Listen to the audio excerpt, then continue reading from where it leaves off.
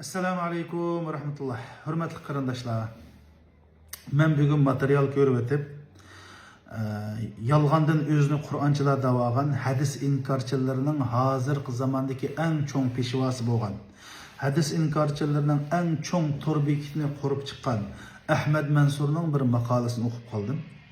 Endi bu maqola uzun maqola, ammo bu maqolada aniq qilib o'ttirib qo'yilgan fikr nihoyatda xatarli, Qur'onga zid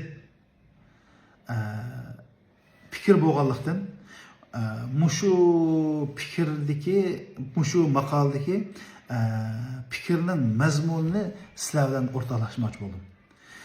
Birinchisi o'zimning kichik bir diniy talablik majburiyatini ado qilish, ikkinchisi mushu yo'lga bilib bilmay kirib qilayotgan qarindoshlarimning bu fikrning oxirsini nega opirdiganligidan ogohlantirish uchun shunday qildim qarindoshlar. Endi bu maqolada qarindoshlar birinchi bo'lib bu maqola 2022'de yozilgan. Maqolaning bosh temasi Zokir Noik va qo'sh o'lcham degan. Bu maqolada asosli demoqchi bo'lgani Yevropaliklar islom dunyosini besib olsa, voy siz Muhammadchilar deb yana biz demoqchi. Voy jahongirlar deysizlar. Sahoba deb, siz sahoba deb ulug'laydigan kishilarmi xalqlarning zaminini besib olgan-ku deb birinchi o'ttirib qo'ygan fikri qarindoshlar. Bütün sahabelerni bular Kur'an karşı iş kılan kafirler deb bütün sahabelerni kafirga chiqargan.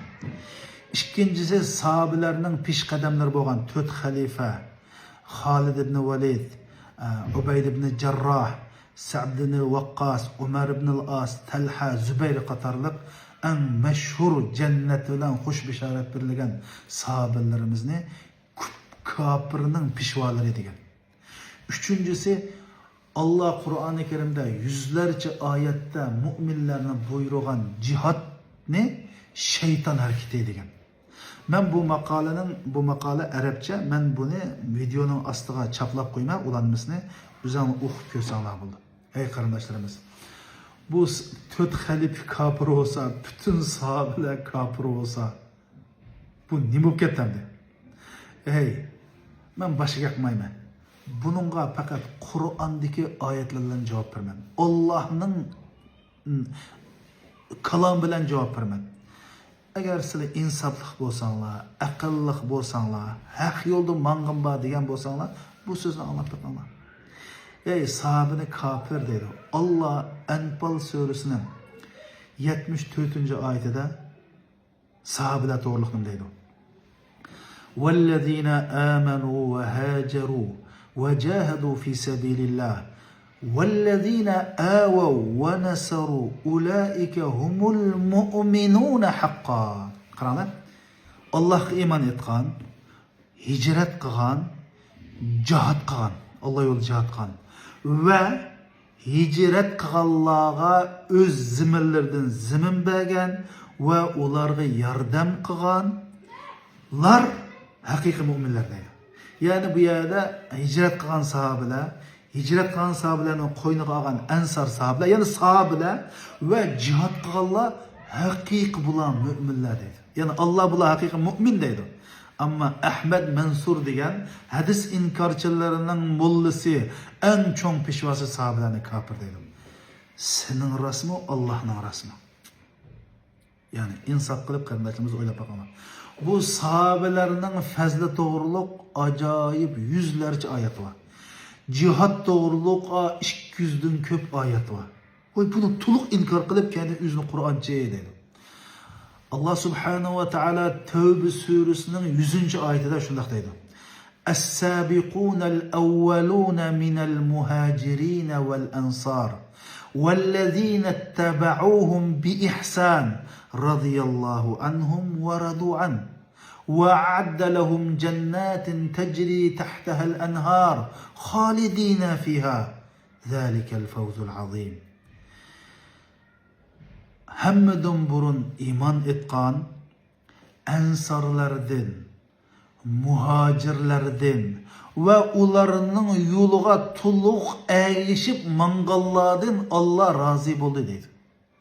Aşılar mümin bulmuş Allah razı bulam da. Ey o sahabelerden Allah razı olap gitti. Yani Allah deydi ben razı olardım ve ularga ostillaridan o'stanlar eqib turadigan jannatlar tayyorlandi. Ular haqiqiy eng buyuk utuq qozonuvchilar deb Alloh manda deyapsa. Bu hadis inkorchilarining peshqadami bo'lgan, mollasi bo'lgan Ahmad Mansur degan ablah bu sahobalarni kofirti, jihad va shayton harakati, to'rt xalifa bo'lsa kofirlarning peshvositi desa, hey sil mush yo'lga mangmoqchimi? Buningdan burun namozni inkor qildinglar, zakotni inkor qildinglar, hajni inkor qildinglar, ro'zani inkor qildinglar, hatto qarindoshlarimiz sil biz o'qiyotgan harab o'qigan juma namozini inkor qildi bu hadis inkorchilari. Sil biz 5 vaqt namozda to'laydigan azonni voy bu shirk kelimasiga buni inkor qildi. Ya'ni islomni ichidan bo'shtib, islomni qo'ruq joziga aylantirib qo'ydi va aylantirib qo'yish maqsadida qarindoshlarimiz. Bu haq bilan nohni bilmay, o'zimizning dinini o'rganmay, mushu ba'zi maddahlarning so'ziga va qalbimizdagi havoyi havaslarga va shahvatimizga ergishib, to'g'ri yo'ldan ezib ketib qolgan, o'zlarini Qur'onchi deb yolg'on etib, hadisni inkor qilayotgan, amaliyat Qur'onni inkor qilayotgan qarindoshlarimiz tavba qilib, samimiylik bilan o'ylanadigan, tafakkur qiladigan va haq yo'lga qaytadigan vaqt kelmadimi? Assalomu alaykum.